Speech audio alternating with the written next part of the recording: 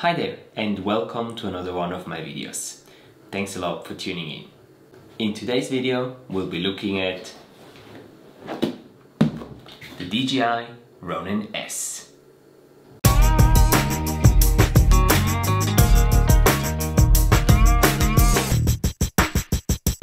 Now I've received my Ronin-S about 6 weeks ago and I've already used it on a couple of current projects. So I thought, why not make a little mini series, split it up into a couple of videos and give you guys some tips and tricks that I've learned using the Ronin-S over the last couple of weeks. So this mini series will consist of 5 separate videos, all of which will cover a specific part of the Ronin-S. In today's video, the first one of the series, will be talking about how to set up the Ronin-S and how to balance it properly so you get the best possible results using it.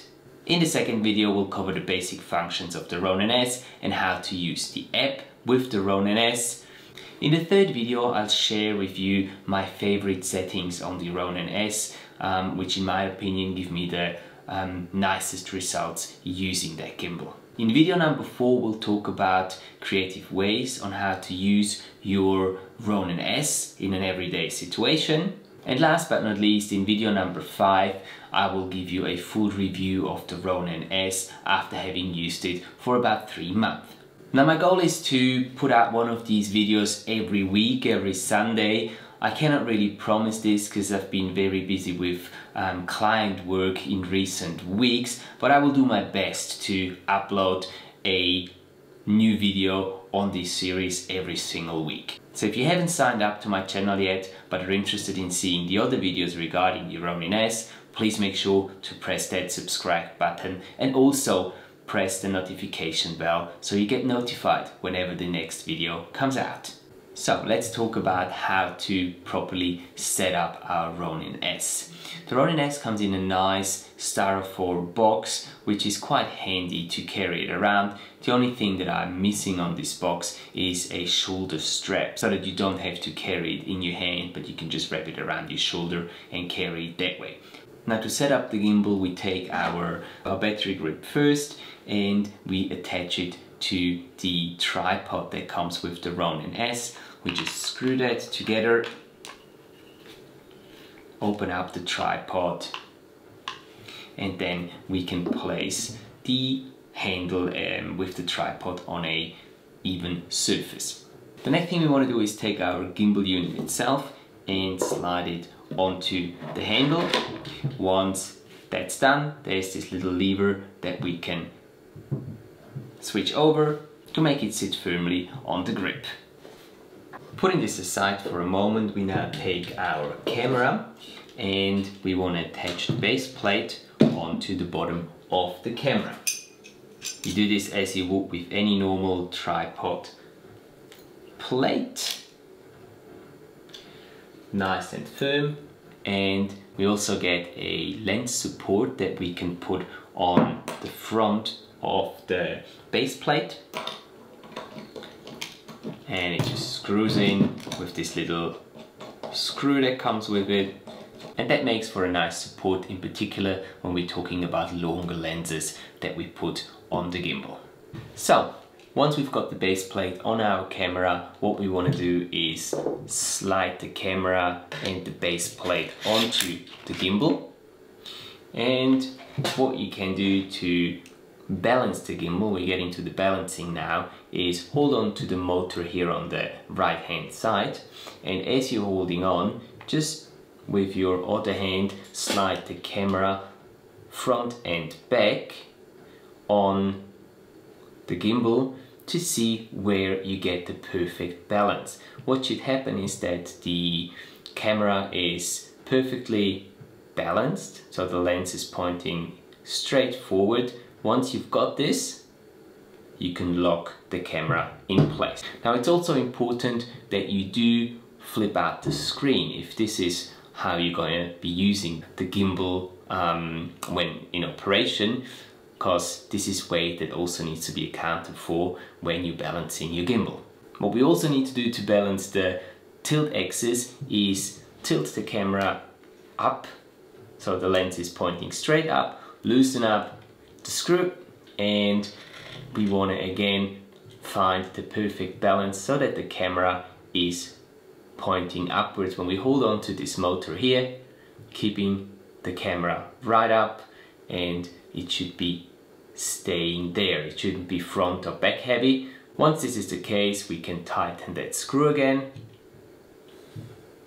and we can just double check, bringing the camera back down. Is it still? Oh, that's what normally happens. It loses its balance, so we just need to adjust for this. So a little bit of front heaviness here, pulling it slightly back, seeing how that works. Hasn't done the job quite yet. This seems better. And we've got it there. We've got it there. And we should be able to point the camera in a 45-degree angle up or down, and the camera should basically stay where it is. Looks fine. So next thing we'll do is adjust the roll axis. So on this little lever here, or on this little screw, we undo this, and now what you need to do is actually hold the camera and lift it up slightly so that the roll axis can be moved freely.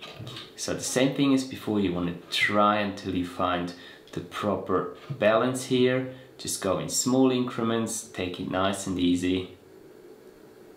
And this seems to be quite okay.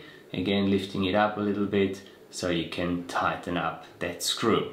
To check for the proper balance on the roll axis, you can also just tilt the camera to a 45-degree angle to either side, and it should stay like that. Perfect. Last but not least, we want to adjust our pan axis. So what we need to do for this is tilting the camera to either side, keeping the legs of the tripod on the solid ground. And as we do so, you'll see that the camera is going to move, so it's a little front heavy here. And what we need to do is just open up this screw here and slide it back a little bit if there is a if the camera is front heavy. Trying this again, and now we see that the camera is not moving anymore, which means that it's pretty well balanced already. Now also don't forget, if you have any accessories that you put onto your camera, like an external shotgun mic, anything that comes onto your camera should be on the camera already as you're balancing the camera, just to make sure that you get the balance properly. This also applies to the little cable that we use to remotely control the camera from the gimbal. So we place this in here. And I actually did forget this beforehand, but we can just give it a quick check.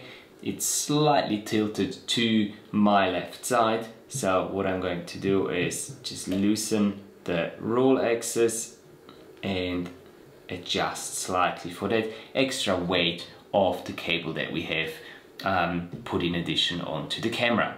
So there we go. Now this is the mechanical balance that we do every single time when we balance a gimbal, and you'll see that with a little bit of experience and a little bit of practice, you'll be getting quite good at this, and it won't take you any longer than maybe 5 minutes to balance your gimbal that way.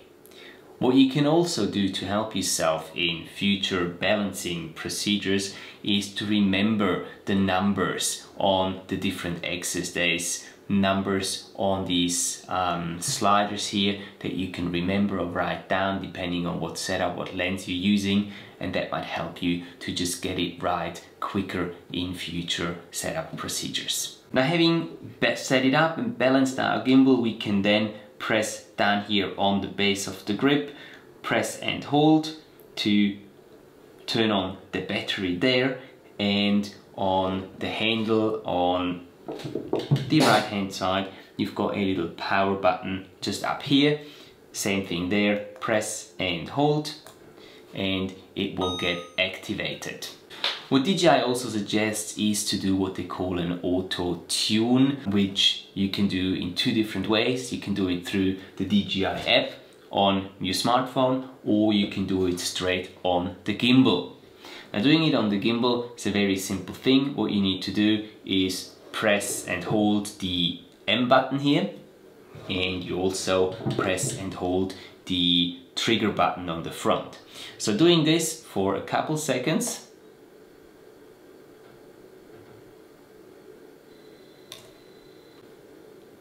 You will notice how the camera starts shaking, how the motors are auto-adjusting. It makes some really weird noises at the same time too, but it only takes a couple of seconds.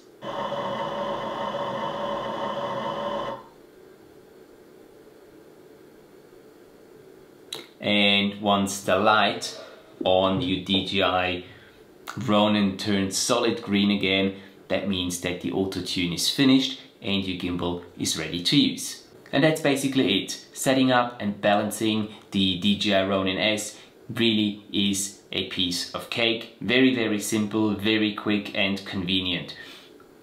I hope this video was helpful to you. I hope you got something out of it. If that was the case, please don't forget to hit that like button. And as I said earlier, if you're interested in seeing all the other videos in the DJI Ronin series, please click that subscribe button so you don't miss out on any future videos. Thanks again for watching. Have fun using your Ronin-S, and I will see you in the next video.